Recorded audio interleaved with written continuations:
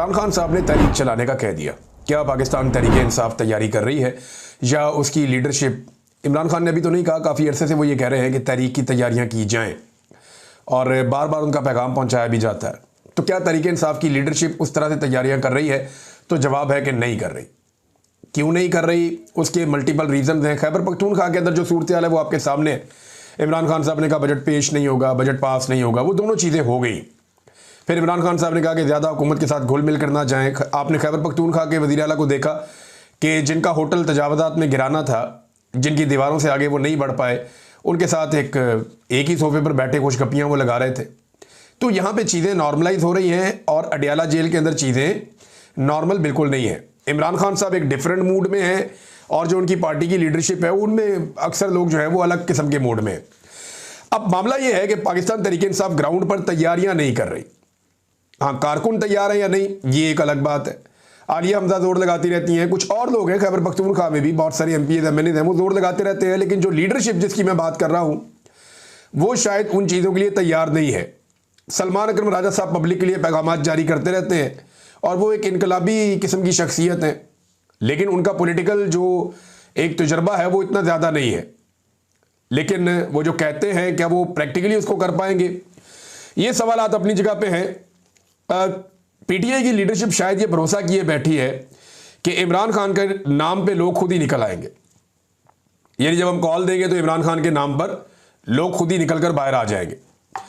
अब ये जो लीडर हैं पाकिस्तान तहरीक इंसाफ के, इनको अपने से ज़्यादा इमरान खान साहब की मकबूलियत और हुकूमत की बदनामी पे भरोसा है कि ये हुकूमत इतनी बदनाम हो गई है, इन्होंने लोगों के साथ इतना जुल्म और ज्यादती कर दी है कि अब लोग बाहर निकलेंगे ही निकलेंगे। लिहाजा ग्राउंड के ऊपर अगर पाकिस्तान तहरीक इंसाफ के बारे में कहा जाए कि वो तैयारियां कर रही है, तो ऐसी कोई बड़ी तैयारियां हमने देखी नहीं है। इक्का दुक्का खबरें आती हैं कि हलीम आदिल शेख साहब ने कुछ वहाँ प्लान कर दिया सिंध में, कुछ आलिया हमजा साहिबा ने दौरे किए, कोई यहाँ गई वहाँ गई। अभी वो पाकपतन भी गई थी और वहाँ पे उन्हें जो बच्चे फौत हुए उनके लवाहिकीन से मिलने नहीं दिया गया, फातह ख्वानी के लिए जाने नहीं दिया गया, बल्कि उन्होंने ये इल्ज़ाम लगाया कि जो लवाहिकीन हैं उन बच्चों के, जो बच्चे अस्पताल के अंदर जा बहक हुए, उन्हें पुलिस ने अपने नरगे में ले लिया था और अपने कंट्रोल में रखा हुआ था और आलिया हमजा से नहीं मिलवाया गया। जबकि आलिया हमजा साहिबा के आसपास भी वो रिपोर्ट हो रहा था कि पुलिस ने उनको भी अपने घेरे में लिया हुआ, जहाँ जाते हैं उनके पीछे पीछे जाते हैं। लिहाजा हुकूमत की ज़्यादा तवज्जो गवर्नेंस पे नहीं है, हुकूमत की ज़्यादा तवज्जो इस बात पे है कि हमारी बुरी गवर्नेंस को कोई बेनकाब ना करे। ये ज़रा इसको समझें आप बात को। यही तवज्जो गवर्नेंस पे दी जा सकती है ना। हेल्थ पे तवज्जो देने की बजाय तवज्जो इस बात पे है कि हेल्थ को कोई बुरा ना कहे। मईशत पे तवज्जो देने की बजाय तवज्जो इस बात पे है कि मईशत के बारे में कोई नेगेटिव बात ना हो। सरमायाकारी पाकिस्तान में नहीं है, लॉ एंड ऑर्डर नहीं है, दहशतगर्दी है पाकिस्तान में, बेशुमार मामलात हैं, इंसानी हकूक़ की खिलाफ वर्जियाँ। इन चीज़ों को बेहतर करने की बजाय हुकूमत और एस्टेब्लिशमेंट की तवज्जो इस बात पे है कि जो इन चीज़ों की निशानदेही करता है वो गला घूंट दिया जाए, उसको रास्ते से हटा दिया जाए। अब हुकूमत ये भी दावा कर रही है कि ये जो यूट्यूब चैनल्स के ऊपर पाबंदी लगवा रहे हैं, जिन चैनल्स को ब्लॉक करने के लिए कार्रवाई की जा रही है, उनके खिलाफ क्रिमिनल कार्रवाई भी की जाए। तो करो क्रिमिनल कार्रवाई, ये को पहली दफ़ा हो रही है।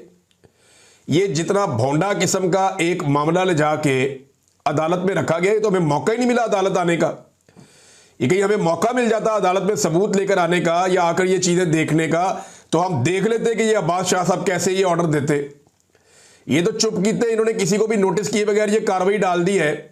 वो इतनी अंधेर नगरी तो नहीं है। साबित करो पहले कि गद्दारियां हुई हैं, बगावतें हुई हैं, पहले साबित करो भाई। अगर हम जुर्म को जुर्म कह रहे हैं, कत्ल को कत्ल कह रहे हैं, खून को खून कह रहे हैं, जबर को जबर कह रहे हैं, इंसानी हकूक़ की पामालियों के खिलाफ आवाज़ उठा रहे हैं, अगर हम चादर और चार दीवारी के तकद्दुस की पामाली की निशानदेही कर रहे हैं, तो ये कहां से गलत खबर हो गई? या इसमें मुल्क के खिलाफ कौन सी साजिश हो गई? ये तो हमें मौका नहीं मिला। और अभी हम सब लोग जा रहे हैं अदालतों में, 27 के 27 लोग जा रहे हैं, बाकी लोग भी जाएंगे। तो इस तरह के तो पहले मेरे ख्याल में मेरे जाती मेरे ऊपर 2 दर्जन से ज्यादा मुकदमे इन्हीं चीजों के हैं। ये बगावतें, गद्दारियां, जी मैंने फौज को उकसा दिया, जी मैंने वो दहशतगर्दी करवा दी, मैंने कौम को लड़ा दिया, मैंने नफसा नफसी फैलवा दी, मतलब इस किस्म की बातें जो ये पहले भी मेरे पे एलिगेशन लगाते रहे, वो यही लगाते रहे। इनके प्रोसिक्यूशन के वकील वहां खड़े होकर चीखते रहे अदालतों में, और जब जज उन्हें कहता था दिखाओ वो वीडियो जिसमें आपको लगता है कि इमरान रियाज ने ये किया, वो वीडियो चलाते थे और जज हंसना शुरू कर देते थे। जज कहते थे जो आपने एलिगेशन लगाया वो तो इस वीडियो के साथ मैच ही नहीं कर रहा, और कुछ दिखाएं। तो ये वकील अपनी बगलें झांक रहे होते थे। ऐसी इनकी लितरॉल हुई है इन लोगों की, प्रोसिक्यूशन की वहां पे हुकूमत की।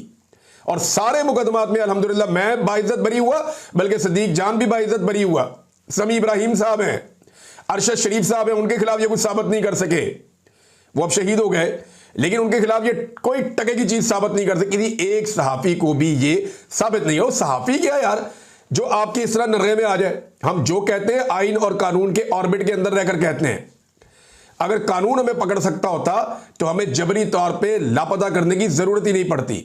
अब इसके ऊपर जो है सहाफती तंजीमों की तरफ से भी रद्द-ए-अमल आया है, और एक रद्द-ए-अमल जो है वो पाकिस्तान तहरीक इंसाफ का है, और press association of supreme court ने भी इसकी मजम्मत की है।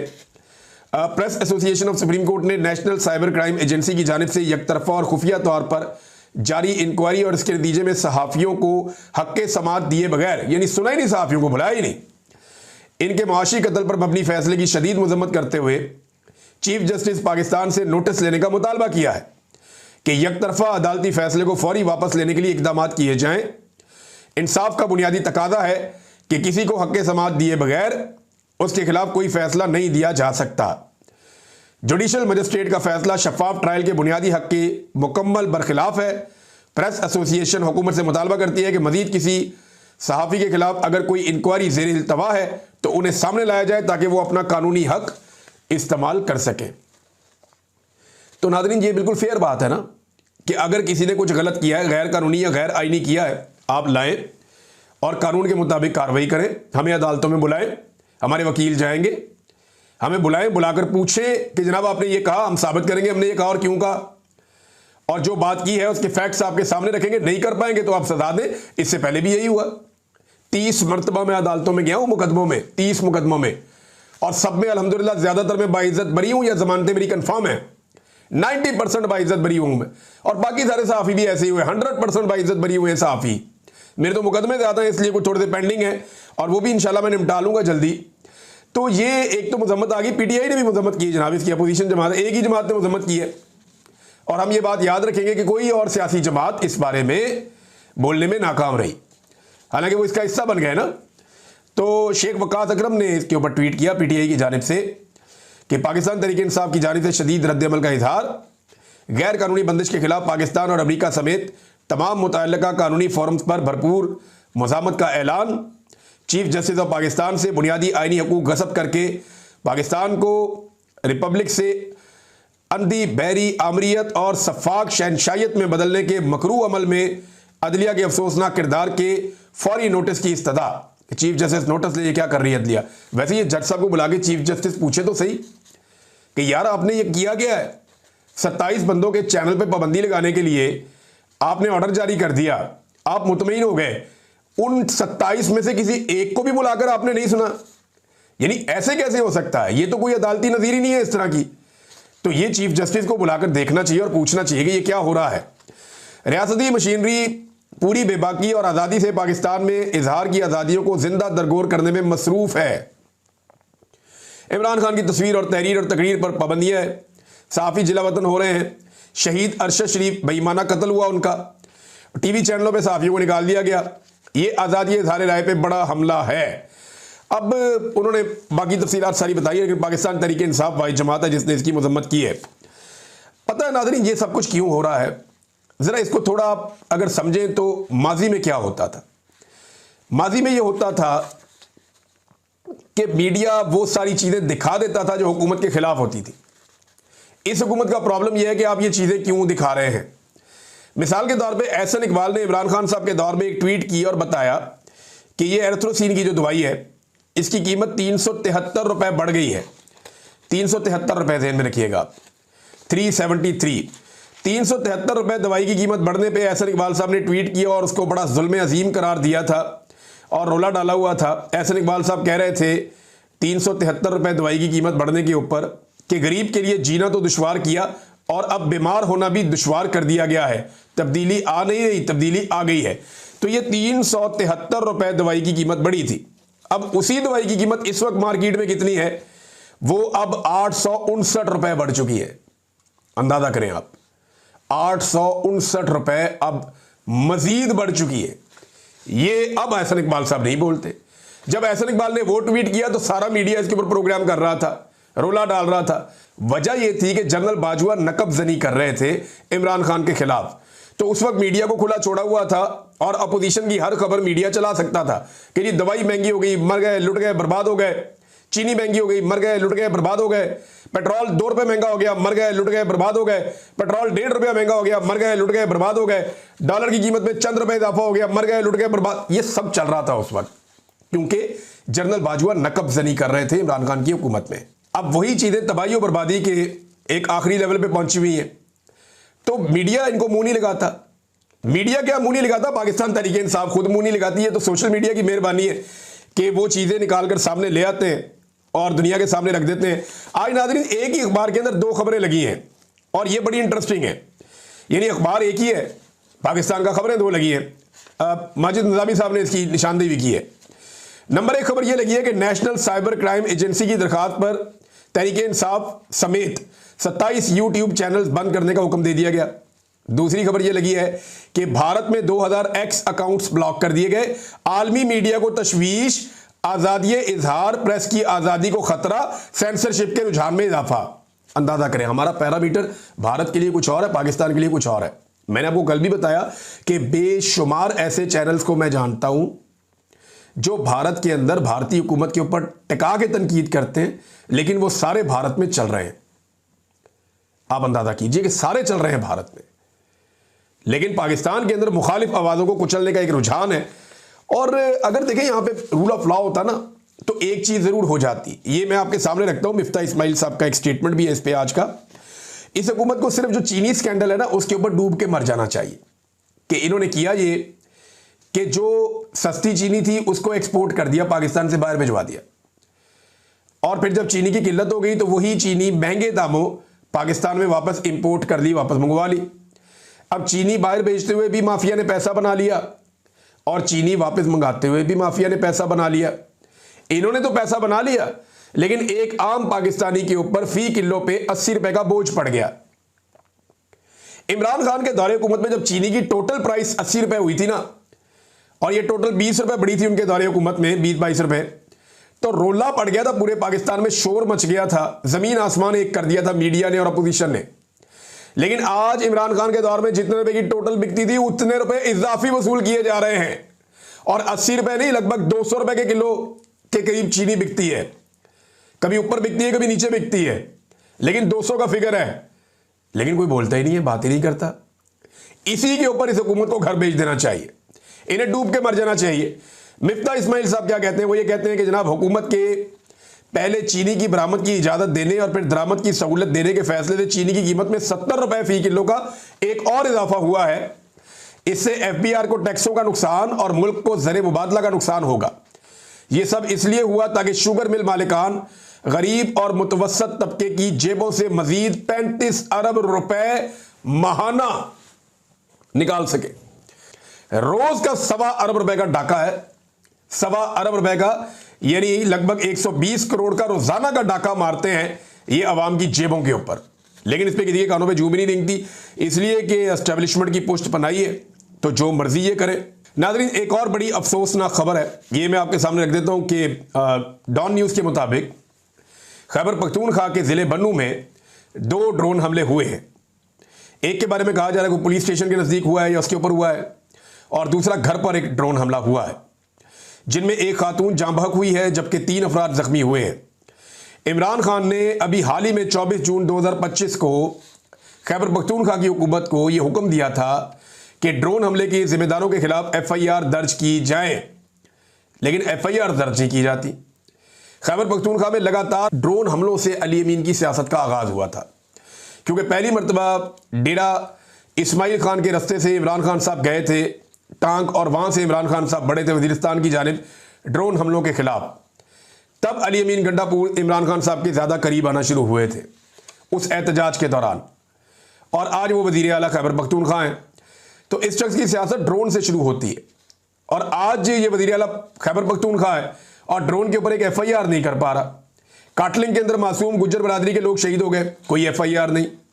वजीरिस्तान के अंदर बच्चे शहीद हो गए, कोई FIR नहीं। बच्चे ग्राउंड के अंदर वॉलीबॉल खेल रहे हैं, वहां पे ड्रोन हमला हो गया, कोई FIR नहीं। उसके बाद एक और ड्रोन हमला हो गया, कोई FIR नहीं। अब दोबारा 2 ड्रोन हमले हो गए, अब तक कोई FIR नहीं। भाई ये FIR काटने से इतना डरते क्यों हैं? ये कानूनी कार्रवाई क्यों नहीं करते कि कौन है जो खैबर पख्तूनख्वा की आवाम के ऊपर ड्रोन हमले कर रहा है? ये निहत्ते लोगों को ड्रोन से इमरान खान साहब ने सख्ती से मना किया कि लड़ने का ये तरीका ही गलत है। अमेरिका इसी तरीके से लड़ता रहा है ना, ड्रोन हमले करता रहा है पाकिस्तान में, जिनके नतीजे में दहशतगर्दी बढ़ती चली गई। तो क्या खैबर पख्तूनख्वा में जानबूझकर दहशतगर्दी को बढ़ाया जा रहा है? यह है एक बड़ा सवाल। लेकिन हुकूमत को इसकी तरफ कोई तवज्जो ही नहीं है, क्योंकि मीडिया इन खबरों को उठाता नहीं है। कीड़े मकोड़े समझते हैं वहां के लोगों को, मीडिया उठाता नहीं है, कोई और बात नहीं करता। मारंग बलोच के साथ जो हो रहा है उस पर भी कोई बात नहीं करता। बलूचिस्तान में आम बलोचों के साथ जो हो रहा है उस पर भी कोई बात नहीं करता। कबायली इलाकों में जो जंग की तैयारी की जा रही है उस पर भी कोई बात नहीं करता। आज वजीरिस्तान में सारा दिन कर्फ्यू लगा रहा, उसके ऊपर भी कोई बात नहीं करता। मीडिया समझता है कि शायद वो पाकिस्तान का हिस्सा ही नहीं है या वो कम दर्जे के पाकिस्तानी है, तो उनके बारे में तो कोई बात ही नहीं करता। और हुकूमत की तरजीहात ये है कि चुप करके हुकूमत जो है वो PIA को और रोजवेलेट होटल को बेच रही है अमेरिका में। अब ये 2 बहुत बड़े एसेट हैं पाकिस्तान के। अगर इमरान खान साहब के दौर में इन चीजों को बेचने का इशारा भी होता था ना, तो पाकिस्तान का मीडिया रोला डाल देता था कि मुल्क के असासे बेचकर मुल्क कैसे चलाया जा सकता है। पाकिस्तान की हुकूमत मुल्क के असासे बेच रही है, इस तरह की बातें की जाती थी। रोला डाल देते थे ये सारे लोग बेशर्मी के साथ कि जनाब असासे बेचे जा रहे हैं, क्यों बेचे जा रहे हैं, असासे नहीं बिकने चाहिए। पाकिस्तान में टॉक शो होना शुरू हो जाते थे इन पे। और आज इसके ऊपर खामोशी से पेशरफ्त हो रही है कि PIA भी बेच देंगे, बाकी चीजें भी बेच देंगे, बेशुमार चीजें बेच भी दी हैं, और ये रोजवेल्ट होटल भी बेच देंगे। हालांकि यहां पे बहुत सारी दीगर ऑप्शन मौजूद थी, लेकिन ये बेच रहे हैं। और पाकिस्तान का मीडिया इसको एक माशी कामयाबी के तौर पे ढिठाई और बेशर्मी से पेश कर रहा है। यही मीडिया इमरान खान साहब के दौर में इन चीजों और इन खबरों के ऊपर तनकीद करता था, आज के दौर में इन चीजों के ऊपर तारीफ करता है। यही कंट्रोल है पाकिस्तान की एस्टेब्लिशमेंट का पाकिस्तान के मीडिया के ऊपर। नाज़रीन, एक और चीज मैं आपके सामने रखना चाहता हूं, और ये मरियम नवाज का एक स्टेटमेंट है। ये स्टेटमेंट जो है ये जरूरी है आपको बताना, और इसका एहतसाब करना बड़ा जरूरी है, क्योंकि रेगुलर मीडिया तो ये करेगा नहीं और कोई इसका जवाब देगा नहीं। तो यहां हम आपको जवाब दे देते हैं कि टिकटॉकर वज़ीर आला ने ये एक पैगाम जारी किया। उन्होंने कहा जी कि फातिमा जिन्ना को बतौर खातून मैं रोल मॉडल समझती हूं। तो जरा फैक्ट ठीक कर दें, जरा चले फैक्ट ठीक करते हैं। फातिमा जिन्ना ने 10 खरब का कोई स्कैंडल नहीं पाया। कौम के 10 खरब के साथ फातिमा जिन्ना ने कुछ नहीं किया। दूसरा, फातिमा जिन्ना का मुकाबला उस वक्त के फील्ड मार्शल के साथ था, और मरियम नवाज इन्हें फातिमा जिन्ना का नाम दिया है। अहमद फरहाद साहब ने, शायर भी हैं, सहाफ़ी भी हैं, उन्होंने कहा जी खातिमा जिन्ना है, फातिमा जिन्ना नहीं है, खातिमा, क्योंकि जिन्ना के नाम का इन्होंने खातिमा किया थोड़े दिन पहले एक जगह से। तो फातिमा जिन्ना का मुकाबला उस वक्त के फील्ड मार्शल से था, और खातिमा जिन्ना का मुकाबला इस वक्त फील्ड मार्शल की खुशामद में है। फातिमा जिन्ना ने फील्ड मार्शल का सियासत की फील्ड में मुकाबला किया था, और खातिमा जिन्ना ने पॉलिश की फील्ड में मुकाबला किया है। और क्या मुकाबला किया है कि इनकी गर्द को भी कोई छू नहीं पा रहा है, बहुत दूर निकल गई। फातिमा जिन्ना ने अपने भाई कायदे आज़म मोहम्मद अली जिन्ना के नाम की लाज रखी थी, जबकि खातिमा जिन्ना ने फातिमा जिन्ना के भाई का नाम मिटाकर अपना नाम चिपका दिया है। यह है हकीकत। यानी जो नाम इनको नजर आता है ये उठा के अपने खाते डाल लेते हैं, जो अच्छी चीज है उठा के अपने खाते डाल लेते हैं, हर बुरी चीज उठा के इमरान खान के। ये तो मुझे ऐसा लगता है एक दिन कहेंगे जितनी जंगें अजीम हुई ना, पहली और दूसरी दोनों इमरान खान की वजह से हुई हैं। और ये कोई भी गंद मारेंगे, कल को इल्जाम इमरान खान पे लगाएंगे कि हम इमरान खान से डरे हुए थे, हम बड़े खौफजदा थे, हमें लगता था कि इमरान खान आ जाएगा, इसलिए हमने वो सारे गंदे काम किए जो हमें नहीं करने चाहिए थे। एक स्टेटमेंट मोहसिन नकवी ने दिया, जाते जाते आपके सामने मैं जिक्र कर दूं। मोहसिन नकवी ने कहा जी भिखारी माफिया ने मुल्क का इमेज तबाह कर दिया। क्या कहा? मोहसिन नकवी ने कहा कि भिखारी माफिया ने मुल्क का इमेज तबाह कर दिया। अब यही बात अगर हम करें तो हमारे पे पर्चे हो जाते हैं, गौर कीजिएगा। अब तक के लिए इतना ही, अपना ख्याल रखिएगा, अपने इस चैनल का भी। अल्लाह हाफिज़।